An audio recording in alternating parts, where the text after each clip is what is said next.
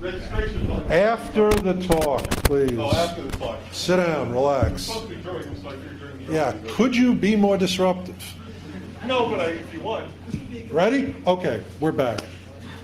MapQuest, for example, will take your phone's GPS and will remotely access MapQuest system to tell you where you are and what's near you at any point in time. Now, that's very convenient for you, but there's a big trade-off in everything: privacy, convenience. MapQuest will be able to tell the person with such and such a phone number, which they can, of course, rather rapidly trace, is at such and such a location.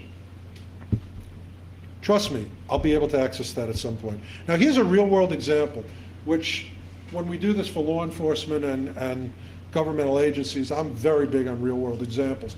Riverside County, California, if you are a DWI, if you are convicted of DWI, they make you wear an ankle bracelet when you're not in jail.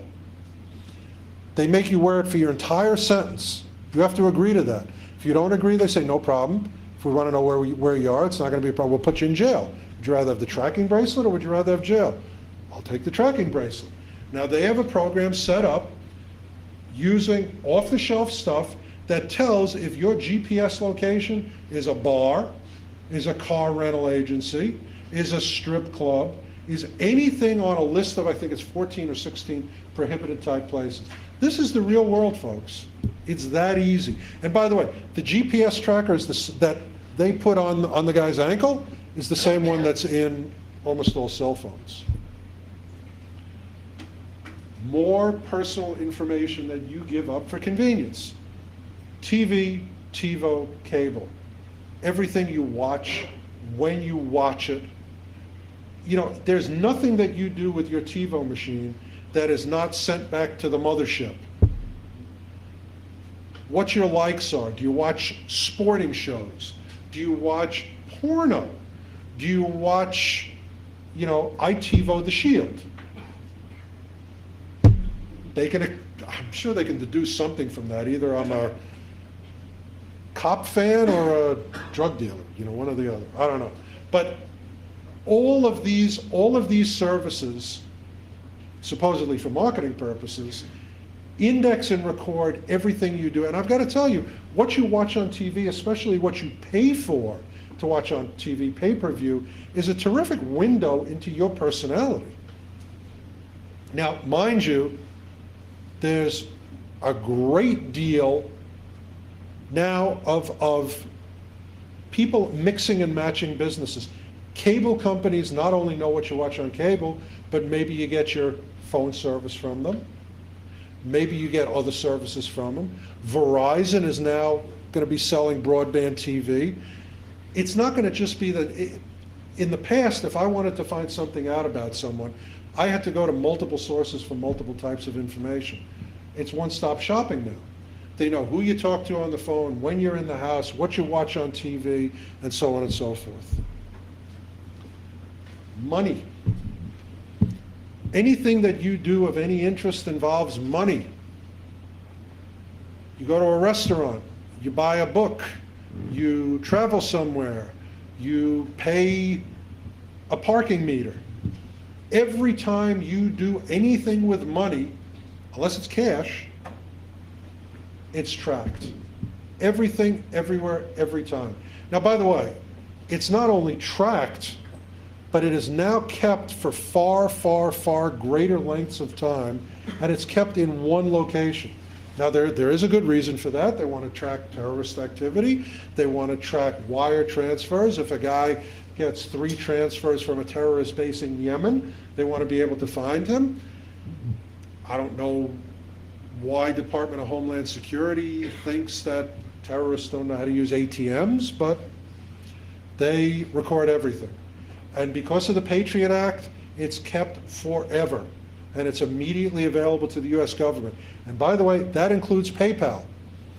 PayPal just had to search all their records for people who use PayPal in the United States, but have bank accounts that are connected to that PayPal account outside the United States.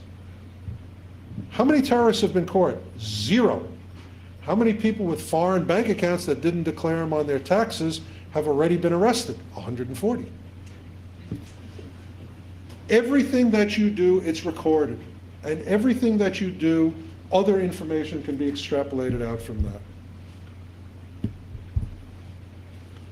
Info USA is a perfect example of the stealth amalgamator.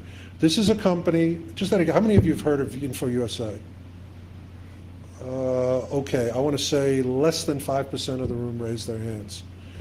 This company has more information on you than almost anybody on the planet.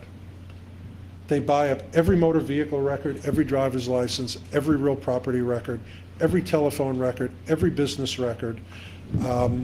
They have marketing lists like you can't imagine. Doctors, lawyers, engineers. Everything that you do, they suck it into their system and they prepare targeted marketing files. It's astounding. Bankruptcies, court judgments, criminal records, everything. They are estimated to have close to 100 individual records on every American. Here's examples of some of the stuff that they have just in their basic service that they make available. National change of address records. They have enhancement services where they attach not just demographic records, but psychographic records, which we're going to go into a second. Email appending. They attach your email from one source to your name, address, telephone number, date of birth, social security number, et cetera, from other sources. Penetration reports. Penetration reports are what can be sold to you easily. In other words, what your likes and dislikes are. Let's talk about target marketing. This is the most insidious gatherer of information. Every time that you do something commercially, it's recorded one way or the other, either through a credit card purchase or through a warranty card or through a rebate or what have you.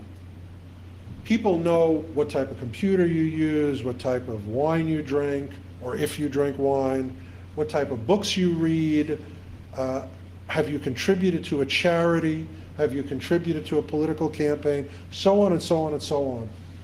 Things that can allow a third party to accurately and immediately deduce exactly who you are, what your personality is, what your likes, dislikes, religion, sexual orientation, politics, et cetera, are about you. These guys buy this up by the trainload. Every magazine subscription, think about it. If I stood by your mailbox and saw every magazine that you receive, would it tell me a lot about your personal character? Sure, it would. Every magazine subscription is sold. No such thing as a private subscription to Newsweek or a private subscription to Cat Fancier Journal. Every time you call an 800 number or an 888 number, it logs who you are, who you're calling. Are you calling tech support for your new ultraviolet grow light? It's logged. Every product survey, every product registration. And this is what every target marketer wants to know about you and does know about you. Let me give you two real-world examples. These are two cases I've done. First guy, he subscribes to Soldier of Fortune magazine. This is a real case. Soldier of Fortune magazine, American Rifleman, the Washington Times. He recently purchased the Force of Reason. He's a registered Republican, and he's listed in Focus USA, which is a big marketing company. Focus USA's Christian donors list. Anybody here not know what this guy's all about? He is a right-wing, Christian, gun-owning Republican, which is basically me except for the Christian part. Next guy subscribes Village Voice, High Times, Cat Fancier. He purchased Chomsky's obnoxious anti-American recent book. He's a registered Green Party voter. He contributed to the United Jewish Appeal, the Gay Men's Health Crisis, and American Friends of Peace Now. This guy is a left-wing Jewish homosexual. He is. Now, by the way, I know he's a homosexual not because of gay men's health crisis, but because of the whole cat thing. So, no. These are real, actual real profiles. Here's an example of what's available out there. This is just one outfit, Carney Marketing. They have something called Caught in a Pickle. That's people who are clearly having trouble paying their bills. Credit Amigos, which is their condescending thing for Hispanic people who are looking for loans. Desperately Seeking Products, domain registration at home, people working from home. I know about this because I bought up that list before I was able to put together myself. We do a lot of work comp investigations for insurance companies. Well, if you're running a business from your house, maybe you shouldn't be compensated. Outdoorsman product buyers, Verbal Advantage, so on and so forth. These are databases that tell you a lot about the people on the list. Now, by the way, this I put up here because it just cracked me up. This is basically the loser marketing list. It's called Astrology Success. I just love this. Astrology Success customers have responded to a direct mail solicitation offering angelic intervention. Okay, 60,000 people. Now, this will tell me if you're on this list, you're kind of a numbnuts. Do I want to find out if you're gay? I can find out a whole bunch of ways. Through your purchases, through what books you read, through a whole variety of indicators that you can extrapolate out to. But if I get really lazy, I'll check to see, do you access gay websites, or do you read magazines or respond to solicitations specifically targeted for gay or lesbian persons? Now I've got it packed away, I'll show you later if you're interested. There's even a magazine called POZ, P-O-Z, which is targeted at people who are HIV positive. Now, I can't imagine what kind of moron is going to subscribe to that and let everybody know he's HIV positive, unless he's the most honest, trusting guy on the planet. But even that is in a database. 3 major companies, which, by the way, are routinely accessed by private investigators, have hundreds of billions of records on you. These people take every bit of data that they can beg, borrow, and steal, and they amalgamate it, and they offer personal profiles on everybody in America that are accessible by one piece of data entry. I can put in your social security number, and the whole file comes up. I can put in your telephone number, and the whole file comes up. I can put in your specific address number. By that I mean street and apartment number. Everybody at that address comes up with their files. This is routine. Now, here's what's insidious. Now, there are good reasons for this. If I'm going to lend you $100,000, I need to know if you're a deadbeat weasel. If you're going to be a nanny in my house, I should be able to find out if you're a child molester. But here's where it gets obnoxious.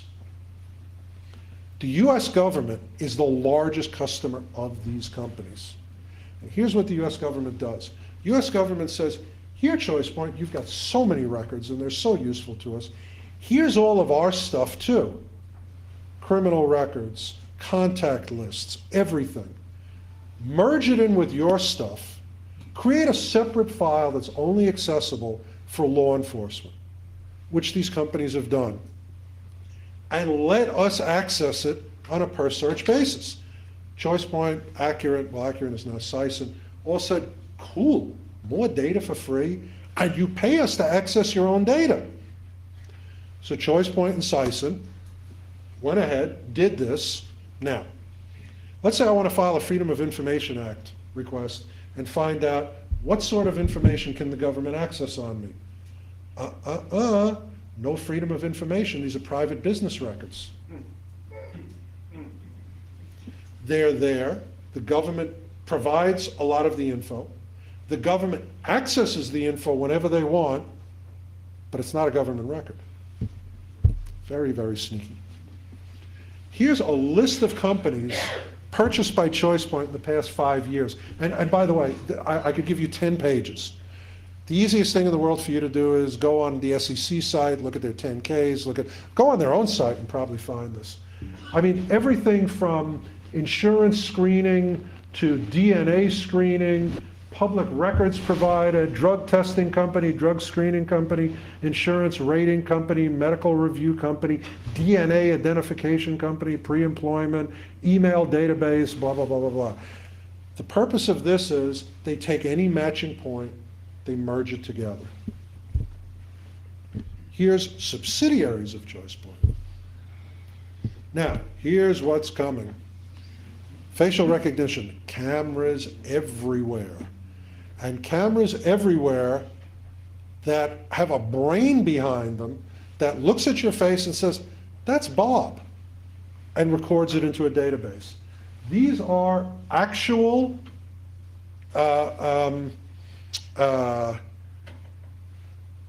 locations of cameras in a spot in Manhattan. I believe that this is where Broadway and 7th Avenue intersect.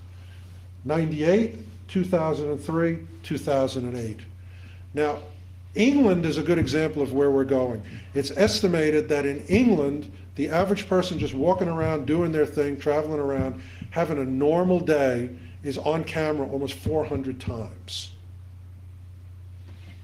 Facial recognition software will allow somebody to determine where I am at any given moment of the day. That kind of freaks me out. Even on campus.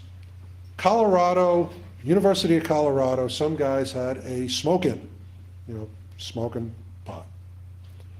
University of Colorado first tried putting up the photos of all the people, because they film everything now at UC. They put up the photos of everybody on a website, sort of a snitch site. If you know who this person is, let us know, we'll give you $100. Nobody responded. So they went out and they got a program which cost them all of $1,100. And they cross-referenced these photos with student IDs. Every single person identified who was a student. I mean, there were people who came in off campus, hey, free weed, no problem. But all the students got nabbed and got identified and got marked identified on the UC website, and I would imagine had a very ugly time of it after that. People love video. People love still photos because photos never lie. I mean, hey, I got a photo of it, right? The famous Oswald shooting, I love this. Now, by the way, if you look behind the Texas Ranger, you'll see the guy who did this thing put his face in there. But, photos never lie. Just thought I'd throw that out there. Now, here's another fairly insidious technology that's going to be cataloging everyone and identifying current location of everyone. This is actually in use in England, in the airports. It's gait recognition technology. And the theory behind it is, you can put on a mustache and a big Groucho Marx nose and a wig and a hat and do whatever you want, but you're going to walk down the street the same way. Even if you try to disguise it, you're behind is a certain number of centimeters this way or that. I don't know how it works. I'm not an expert on this, but apparently it works really, really well. We could go into this, but I will tell you that there is today a product available to law enforcement put out by a company called Empire North that allows the police to shoot a radio frequency ID tag into you and track you with it. You can be tagged like a moose. And it's being used by the Copenhagen Police Department. So I don't know, figure out where this is going to go. This is just to let you know what's in the future and freak you out a little bit. We're almost done with the generic examples, and then we're going to go into Rick Dakin. But I want to talk to you about psychographics. Psychographics is predictive profiling, and it is just remarkably accurate. I use it all the time. The government uses it 100 times more than I do. And certain private companies that want to develop marketing lists use it 1,000 more times than me and the government put together. The first really good use of this was by Volkswagen. You know, you got to figure Germans would come up with something like this. But they found out if you own a cat and you buy chunky peanut butter, not the brand, just the chunky kind of peanut butter, you are much more likely to be interested in buying a VW Bug. So they bought the cat owner list, and they bought the chunky peanut butter list, and they put it together, and they had a peanut butter covered cat, and they marketed to these people, and they sold a ton of VW Bugs. This is a real marketing campaign. This is used like mad in political campaigns these days. The first guy to do this was, of course, what they call Bush's brain, Karl Rove. Karl Rove micro-targets voters. Where you live, what your purchasing habits are, so on and so forth, can allow him to determine with a near certainty who you're going to vote for and how likely you are to go out to the polls. Now, if you're inclined to vote for George Bush, but the profile shows you're a lazy fat ass, he's going to send a Republican van by to pick you up and take you to the polls. If you are a real enthusiast and you are technologically adept, he may try to have you come down and work the phone banks and that sort of thing. And it's incredibly accurate. And I mean, just ridiculous things he discovered, like bourbon drinkers are Republicans, gin drinkers are Democrats. Don't know why, but it's true. Didn't work last time. Well, he should have used my database. Quiet. No heckling or interrupting. I'm almost done. I mean, there are things like the average American has 9 friends, drinks milk from the cereal bowl, eats 25 pounds of candy a year, has lost 12 teeth by age 50, to the candy probably, and prefers smooth peanut butter over chunky. Everything there is to know, they know. And they know it connected to individuals. They. And back to the Volkswagen guys, they're doing it again with Jetta. They have put out hundreds of thousands of these profile things. It's on the web, it's there when you go into a VW dealer. Is lunch more important than breakfast or dinner? Do you sleep less because of time spent on the internet, which is a sneaky way of saying you're stuck in front of your computer all day? Is the first place you go for information is the internet? Do you prefer to shop with your friends? Do you like to spend a quiet evening at home? What that has to do with a Volkswagen, I couldn't tell you. Examples of quick and dirty interpretation of data that is available on everybody. An Air Force employee moves stock holdings from Boeing to Airbus. You check flights to Iran before a bombing. You buy a book on fighting cancer. Nobody buys a book on fighting cancer unless they or somebody they care about has cancer. You rent a gay porno movie. Come on. You put an address into MapQuest. If you put an address into MapQuest, you have some temporary or permanent connection to that address. You have an interest in that address. You fill a prescription for Xanax. You fill a prescription for Viagra. Not necessarily in that order. Here's my favorite one, because this is from a real case. You're on a plane 4 times in a year, sitting next to the same woman who's not your wife. Come on. Not a coincidence. Let's talk about Rick Dakin. Rick is not here, correct? Okay, Rick, I'm not going to say he's a chicken because he's really not a chicken. Rick is in Florida, probably gleefully dancing naked in the Young Manatee Democratic Club, which he's a leader of. No, he couldn't make it here. He had an early Thanksgiving thing with his family. He said he would try to make it, but he probably wouldn't. We put out a call on the Off the Hook radio program for a victim, a volunteer, a sucker. And Rick said, "My name is Rick Dakin, and I'm willing to be your guinea pig." And that's the actual email. And all that we had was a domain address and a phone number. First thing I did was I ran him. I ran his phone number through something called Telegorilla. You put in the phone number, it gives you name, address, It gives you address history, date of birth, social security number, everything from the phone number, and cross-referenced businesses and everything. This is the actual Telegorilla enhanced report. Then I put him through Skip Trace America, which is a linked database, pulls up more information on him, so on and so forth. We pretty well determined that he was a real guy. So I gave him a call. I said, "Hi, Rick, how are you? I'm Steve Rambam, and this is what we'd like to do." He said, "Okay." Now, let me tell you, for the 2004 Hope Convention, I had a volunteer also. And the guy came to me the day before the Hope Convention, and he didn't come to me, he called me on the phone with his lawyer, and he said, "Listen, I reviewed everything you found on me." He said, "As a courtesy, will you send me everything you found on me?" So like an idiot, I said, "Yeah, sure." And I sent it to him. Well, he called me the next day with his lawyer, which was the day before the Hope Convention, and said, "You know what? I know that I gave you permission, but if you put it up there, I'm just going to sue you." So this time, I went to my lawyers and I said, "I want the most all-inclusive, obnoxious release you've ever seen." So he drew one up and I faxed it to Rick, and God bless his little shaved head, he agreed to sign it. Let me just read you one paragraph.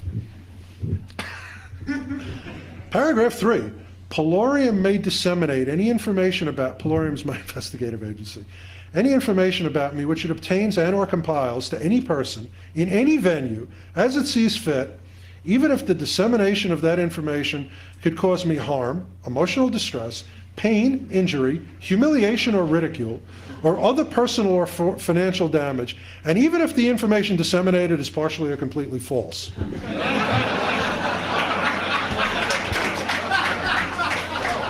Wow. Okay, you'll notice his notarized signature. I told him I want it notarized, and he did. So then we did our investigation of Rick Dakin. Now, just to put this in context, let me tell you what we did and what we didn't do. We did not go out into the field. Now, as an investigator, we do database investigations on everybody who becomes of interest to us, a client, a witness, a subject, a suspect, whatever. But we always take that information as a starting point to go out into the field, because you're going to find out 20 times as much actually knocking on doors and talking to people than you are just from databases. Databases give you a phenomenal starting point, but that's it. We wanted to show, just strictly on a privacy issue basis, what we could find. We didn't go out into the field. We didn't talk to anybody, not even on the telephone. We didn't do any dumpster diving. By the way, great source of information on a person is their garbage. We didn't do anything illegal, anything gray area, or anything, even though we had an unbelievable release from him. He said, "You can get my credit card bills, my phone bills." We didn't do it. None of that. We also didn't check a single non-public access governmental database. We started with a thing called Gorilla Trace. You put in a guy's name, address, telephone number, and it gives you back every reference on the net, even on the deep web, every reference to that. We then went and ran it through our own in-house service called Diogenes, and then we used it. There's actually something that's being put up. It's kind of a closed system for an investigative association. It's called OINC, Online Investigators Network, and we used him as a beta test subject of that. On Rick. We immediately, almost immediately, we got his name, we got his address, we got his telephone number, we got his entire social security number, date of birth, we got his entire residence history, and it's a long residence history. We found out who and what his SSN traces to. Within, and I mean less than 5 minutes, we found out his true name, his social security number, his date of birth, everywhere he ever lived. And we said, okay, now we're going to pull his credit report, which is a pretty available item. We got his credit report. We found out he's a property owner and where he's a property owner. We pulled up the property details. Now, this is all public record. We did this through a private database because it's quicker and it's in-house. This is all public record. You want to find out who your neighbor is, There's a million online databases you can do it with, or you can go down to the county courthouse. We went into the county property appraiser, we found out what it was worth. And by the way, it said condo in Sarasota, and it said it was only worth $89,000, which we didn't believe. So we went into a online service called Zwillow, which is free and it's available to everybody. Most amazing real estate site ever. It tells you what the property's worth, even gives you a satellite photo of it. We found out what his condo is worth to the penny. Then we decided, without leaving the office, to take a quick look at the property. So we used Google Earth, and we zoomed in, and we zoomed in. And by the way, Rick was looking up at the satellite at the time. That's actually a photo that we found on the internet, and I just put it in there. This, among other things, we did find this photo. And we found out more details about his apartment. And then, being good investigators, we noticed, going back to the satellite photo, there's a huge-ass parking lot. And he lives in Florida where there's no public transportation. So we checked for a car, and we found out he's a Mazda Protege that's paid off, and the license plate. You know what, we'll skip by this. We ran the condo address. This is an example of what you can do today that you couldn't do 5 years ago or 10 years ago. You can run an address, not just a person. We found out his company. We found out, I would say, I think it was 43 pages of internet and online references. Yep, 43 pages. We found him in Zoom Info, which showed a bunch of places where he worked. Sorry. If you weren't a staffer here, we would confiscate that. We also found out you can now run through private databases people's domain names by their name. We can find out every domain name a person owns. We found out he had a domain name Pornophiliac, which is now down. It's no longer up. We found that out by going into Wayback Machine. Please no jokes about getting it back up again. By following individual links, we found, here's a perfect example. We found his author's bio online. Lives in Sarasota, where he went to college, where he attempted to get an MA, that he's a game designer, that he likes Dungeons and Dragons, that he helped found Cryptic Studio, that he wrote Geek Mafia, he's working on a sequel to Geek Mafia, where he likes to have coffee every day, and that he's active in local democratic politics. Back when I started investigations, again, $1,000 report. We went on to Amazon, we found every book that he wrote. We went to his MySpace page. Now this is a typical MySpace page. We have his interests. It actually says Rick Dakin's interests. We have his friends. We have his schools, American University, Pineview School for the Gifted, so it's kind of scary. We find out he's involved in publishing, writing, he's a novelist, that he works at Blue King Studios. He even was kind enough to write next to that, I own the damn thing. He's single, he's into dating, he's 6'1", a bodybuilder, white, he's an atheist, he's an Aquarius. He's an author, where he went to school, what his interests are, what type of music he likes, movies he likes, television, like Buffy, books, groups. Then, because I knew rickdakin.com, I went into the directories on his website, which weren't closed, perfectly legal, and I found his entire resume, everything he ever wrote. I went and I researched Geek Mafia, found out he's not just a Democrat, but a rabid Democrat, that at one time he was an anarchist, that when he was an anarchist he didn't register his car and they swooped him up because of it. This is a public record, got it right on the web, didn't even have to pay for it.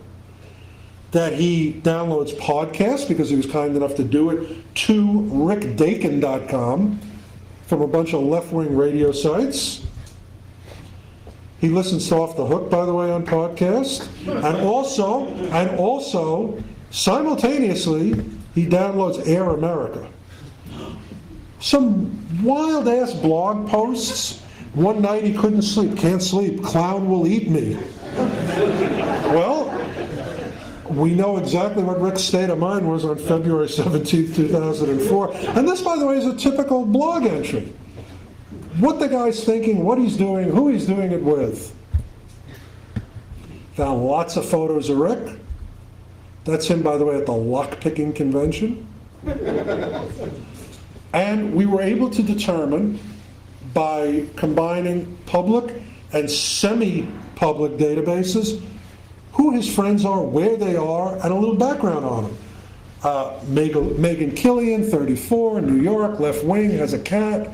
Sean, 27, he's a comic fanatic. Paul from New Jersey, now living in Sarasota, he's a black belt.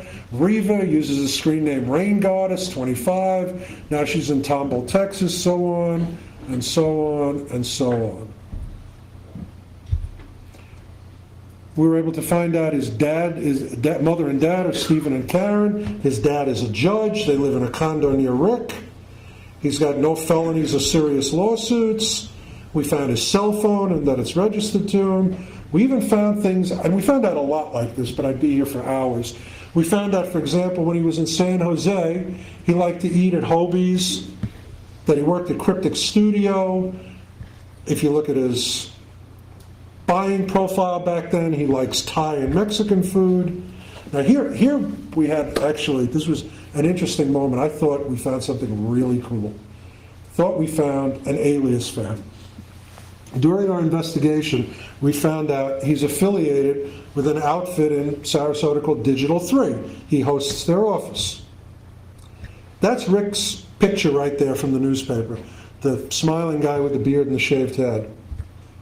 But when I went to Cryptic Studios website, I found somebody named Kyle Cross, who looks just like him. I mean, identically like him. So, are they the same guy? I mean, freakishly identical. It's another guy. We had to stop and do an investigation of him. And we found that he's a real guy with a real history, with a real social security number. And when Rick was in San Jose living his life and getting into the databases and being tracked the way I've described to you, this guy Kyle Cross was in Sarasota, Florida, leading his own life. So unless Rick is an incredibly deranged, frequent traveling psychopath, two different guys. And here's where I would bring Rick up, but let me just recap on what we were able to find in 4.5 hours. Rick's address, and everywhere he's ever lived, ever, as an adult, and when he lived with his parents. Phone number, cell phone number, his entire employment history, including where he's working now, his politics, his past politics, his religion, his sexual orientation, what he reads, what he watches on TV, so on and so on and so on. 4.5 hours, not leaving the office, stopping and drinking a cup of coffee. That, by the way, is my lawyer who's leaving. I guess he figures, since I haven't been picked up by now, he can go. No, that really is my lawyer. That's not why he was here. He's also, but no, he's a buddy of mine. He's a buddy of mine, and he came to hear what I had to say. Now tomorrow he's going to say, how come you don't find that stuff for us? Most people are either wildly opposed to being in databases, or they have the feeling, you know, they've been gathering info on me for years. There's nothing I can do about it. Privacy is dead. I might as well just get used to it. Basically, lay down and enjoy it. And there really is a need for a lot of this data. If somebody's going to lend you thousands or millions of dollars, they have a right to know what your financial history and creditworthiness is. For example, mortgages. Pre-employment, I want to know if you're a blood-drinking psychopath before I hire you as my receptionist, for example. If I meet somebody online, or in person for that matter, again, back to the whole blood drinking psychopath thing, I'd like to be able to find out who they are. Marketing. If you target marketing properly, you can bring things to consumers cheaper and in a less annoying way. If you are not interested in pet carriers because you're allergic to pets, I don't want to be sending you 50 pet carrier solicitation offers. And I want to be able to effectively and cheaply sell my pet carriers so I can lower the price on them. Another problem is, today, and I'm not only talking about terrorism and people from overseas and whatever, a known identity, even if the person has an ID and a social security number and backup pocket litter and all of that, a known identity is bullshit. Excuse my French. Any college kid can go out and get a stack of stuff that says he's someone else. Now, by the way, again, real world examples. Here's my California driver's license as David Markman, Salvatore Romano, and David Halkin. I had permission to do that. So if there is an FBI guy here, stay in your seat. Typically, when I used to use this example, and by the way, when I did prior 2,600 speeches, I showed passports I had gotten and bank accounts and dummy companies that I had set up on occasions when I'd gone undercover. Everybody always said the same thing. Look, you know who to call, you do this sort of thing for a living, you're an expert. You know, it really doesn't apply. Who knows who that is? Come on, somebody's got to know. Raise your hand, get a t-shirt. No, not you. Who said the president's daughter? You get a t-shirt. Now, by the way, when we go into Q&A, I've got 3 of these left now. These are famous designer investigate naked t-shirts. So 3 good questions. Thanks, Steve. That is Barbara Bush, our president's daughter. When the 2 daughters, Barbara and Jenna, used to go out boozing, they had to have fake ID. And I don't know what they thought. I mean, the Secret Service was following them everywhere. People don't know they're in a bar. But they got fake ID and they went out and they got caught drinking by the Texas DPS, who didn't know what the hell to do, and the president said, charge him. And the Secret Service called it in using their code names Bud and Bud Light. And I love that joke. At any rate, that is the president's daughter's fake ID. Now, how she got it is just amazing to me. I mean, what do? You got 3 guys with earpieces following you around and you go, you got any fake ID? You know, but she got it and she got arrested with it. And I got, because I'm licensed in Texas and I have a lot of friends down there, I had somebody get me a copy of the evidence in the case, and that is her actual, honest-to-goodness fake ID. And you can go, for example, into the International Herald Tribune and every Wednesday into what they call the Intermarket, and there are people who will sell you passports, driver's licenses, whatever you want. Some countries allow for name change. Here's a European passport. And here is special agent in charge at the U.S. State Department saying, yeah, our passports are really tamper-proof, but unfortunately, anybody with fake ID can get them. Now look, real-world examples. Here's a van driver who had had his license suspended 18 times. His license was suspended at the time that he was driving and killed 10 people. This is in New York, like, I want to say 90 days ago. Very recently. Bad doctors get wrist slapped. I have investigated doctors who have been arrested and convicted for outrageous felonies and are still doctors. You have a right to know if your doctor is going to give you some laughing gas and put his hand up your dress. Okay, no t-shirt for this, but who knows who that photo is? Come on, recent history. Are you people living in caves? Who? Stanley Farr. Right. He was the guy Say it out loud. the Joe Benet Ramsey case. Correct. This is the guy who claimed he killed John Benet Ramsey and was arrested for it. Do you know what he did at the time that he supposedly killed John Benet Ramsey? He was a school teacher. And he was a school teacher even after he got arrested for being found with child pornography. Now, so you have a right to check out your teachers. Now, here's a perfect example. Here's an example. I'm going to give you the both sides of the coin. Here is why the U.S. government wants to gather information on you. It is an absolute fact that 14 of the 18 9/11 terrorists could have been identified with proper database access. Two people, the two people on the top, Nawaf and Khalid, were on CIA watch lists. Now, it's a whole other discussion how they got visas and came into the U.S. while they were on the watch lists. But they were known. And the other terrorists, most of the other terrorists were linked to them.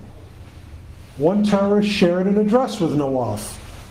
Khalid, well, Muhammad Otter and another terrorist lived with him. Another one used his frequent flyer number, and 5 others had common telephone numbers with him. That's a fact. If the government had been doing their job, and if the government had been maintaining and cross-referencing databases, these 14 guys would have been swooped up. It's a good argument. It's a really good argument. I'm a New Yorker, and I've lived in Israel, so pretty much everywhere I've ever lived, I agree with the idea you need to be able to protect and identify who's a bad guy before he does something very, very bad, like fly a plane into a building and kill 3,000 local citizens. But here's the other side of it. Since 9/11, U.S. government agencies have swooped up, hold on, what's the number? Well, it's close to 2,000 people that they believed were somehow related, connected to terrorism actions. This is not the 1,000 people that they arrested at the very beginning, put them in jail, held them forever, and then didn't prosecute a single one of them. These are new cases. Out of these cases, which, if you're a federal law enforcement agent, you grab the guy and then you go to the prosecutor's office and say, we think you ought to prosecute this guy. Right off the bat, the majority of them, 80% of the cases, the prosecutor's office has said, you have no evidence. You can't prove this guy did anything. 80% of the cases that federal law enforcement thought were worth investigating and bringing to prosecution in the U.S., the government prosecutors said they were crap. Another 10% of them are just sitting on the sidelines. Then you have, I think it comes out to like 7% that were actually prosecuted, and of that, half of those were actually convicted.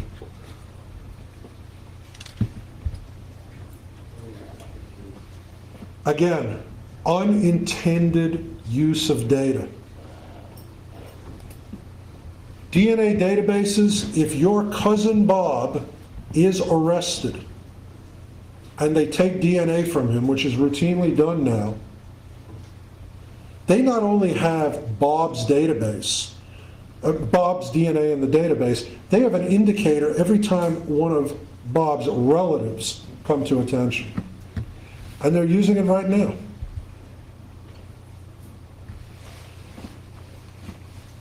Another thing you need to be aware of is, while the U.S. government is gathering data, either directly or through private companies, they are closing, aggressively and rapidly closing, all the data that you have access to. They are running back out and reclassifying data, even if it's been open for decades. Let me give you a really ridiculous example. 1971, Richard Nixon gave a speech, and in that speech, by the way, I wrote a whole paper on this that's on my website. You can go pull it down. It has about 30 examples. This is the most ridiculous one. Richard Nixon, 1971, gives a speech, and he talks about the throw weight of Russian missiles and how many missiles they have. In other words, how many bombs can land on our head that the U.S. government is aware of. 1971, public speech, Richard Nixon, press conference, reported everywhere. The U.S. government classified that data last year. I truly don't know why, but it's a, but, don't interrupt, question and answer 15 minutes. But it's a truly representative example. I lied, not 15 minutes now. Question and answer period. Thank you very much.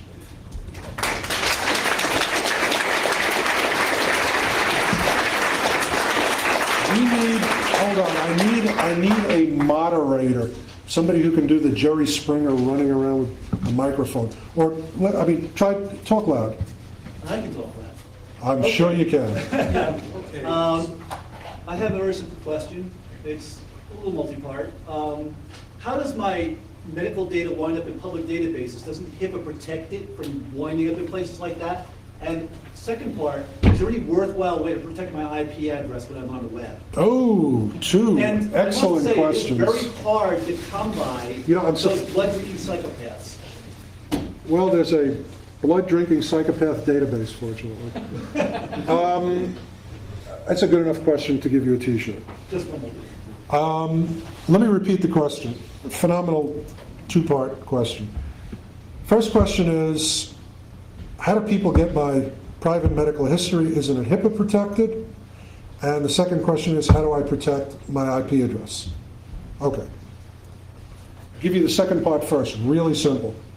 Spend a few extra bucks a month, either have an anonymous address or get, for example, a Verizon DSL line that resets the connection either every 3 days, whether you like it or not, or every time you turn the modem on and off. You've got to actually go to the trouble of doing that. Anonymizers suck. Perfect example is Church of Scientology subpoenaing an anonymizer all the way in Finland, getting the entire database. Grounds doesn't work? You want to be the guy that finds out? Well, If you have, I mean, you need to choose between static and dynamic IP addresses. If you choose correctly and turn your modem on and off every time you log on, 99.9% of the tracking will disappear. Now, there are some services that actually track your MAC address if you're using Wi-Fi. Nothing you can do about that. No matter what you're doing, if you log in as you check your email, you use a Wi-Fi account, whatever, nothing to do about it because they have a right to know if you're the guy who's really paying for the service. So that's the easy, really easy question. I think what you can do to be anonymous, you pretty much already know. Medical records. Medical records are private. They are HIPAA protected. Medical records, not third-party records. Not if you pay for your Xanax with a credit card. Not if you buy a book on kidney disease. Not if you dial an 888 number for information on erectile dysfunction. But you said that if I went for an insurance screening, like life insurance, that Oh no, that is private unless there's justification. But 99.9% of the time it's not even needed. Because you're going to pay for your insurance with your credit card. Or you're going to set it up for automatic billing. And frankly, I'm going to be able to look at your profile and look at what you've been rated at and see how much they're charging you a month and see if your health sucks or not just by looking at the tables. But you're not going to know anything specific from that. There's nothing in MIB that I can't, that's a lot. Almost nothing in the medical databases that I can't compile on my own by creative use of third-party info. Medical records are protected, quote unquote. That's the theory. Well, you know. Now, by the way, let me just tell you, there is now a federal law that all medical records must be electronic and they must be portable, which means they must be on a database that's accessible. There are 20 guys in this room better suited to tell you how easily they could get at those electronically maintained by law records. So, but HIPAA is basically a farce then in that regard. HIPAA's a start. HIPAA's a start. It's a good idea. There needs to be lockdown on medical records. There needs to be encryption. There needs to be a rule that the doctors keep it on a standalone system, and so on and so on. Why can't databases tell when you're dead? Yeah. First of all, when will cash disappear? okay. First of all, I probably shouldn't answer your question since you interrupted, but I like the first part of that question. They can. There's a Social Security death index. Every state now cross-references its death files. And if your Social Security number is linked to a dead person, you're dead even if you're not dead. That's how it works. There are thousands of people every year who have to go down and cry at their local Social Security office because it mistakenly said they were dead. So yes, I can tell from a database if you're dead. Don't do that again, though. Unless you're dead, in which case, I can do nothing to you. Next. Is there any point in avoiding Easy Pass if they have these easy-to-use license plate scanners that they can track where you're going anyway? Excellent question. Today, yes. In about a year, no. In about a year, it's not a question of the technology. The license plate data is there. And especially if you go through a choke point, it'll slow you down enough and put you in exactly the spot where they want the camera, and it'll get you. But it's about a year or two away for, being to the point where Tom Cruise would be jumping out of a window on the New York State Thruway. I'm working my way west. All right, I just wanted to mention that, no, having a dynamic IP address from your provider is not going to help. I was involved in an investigation with the FBI 2 summers ago, and they just went to Verizon and subpoenaed. Who was using that IP number at that time? I am not talking about direct access to those records. I'm talking about third parties being able to tell by the IP number that you forward to them. You will never be safe from your IP. Your IP knows who logged in to that IP number at that time. You will never be free from your ISP knowing who's on that line because they're billing you. But I'm talking about, oh gosh, you go to a pedophilia website, not looking for pedophilia material, but because you were a victim, and it generates your IP number. So instantly somebody somewhere is going to know that that IP number belongs to someone who is researching victims of molestation. As an example. Now yes, the FBI, if you use a Verizon cheap DSL line, turn your modem on and off and then email a death threat, it's not going to work. Sir. Hi. I'm a real estate investor and I look for abandoned property. And many people move away, they'll pay their taxes. I have 20 clients like you who say, I want to buy this property. I went down to the registry office. I've got the person's name on the deed. The address is no longer any good. The deed was registered 30 years ago, blah, blah, blah. I want to buy this property before the government grabs it. Maybe they'll give me a cheap price. What can I do? Hire a private investigator. He'll find the person for you. Seriously. Hire somebody who can do everything we just described. And that's not a, well. I've done that in one instance. And? They couldn't find me. Hire a different private investigator. Hire one who actually knows how to do their job. It's not a sales pitch for me. I'll talk to you later. It'd be great if I actually made money off of one of these talks. I have a quick comment and then an unrelated question. About affinity cards for supermarkets, I suggest that if you are worried about that, you do what I do. Most of mine are in the name Eric Corley. And the question is, you glossed over this on the Rick Bacon part. There was something that came up that showed that his Social Security number was being used by someone else? Yeah, that's right. And what was the story there? Guy in Alabama using his Social Security number. Rick is 6'1", a black belt in karate, and weighs about 295 pounds. I assume this guy's had his ass kicked by now. That's all really true. He's a huge guy who's a black belt in karate. And the nicest guy you'd ever meet, but still. Tape change. Tape change. Oh my God. Tape change. Go ahead, big brother.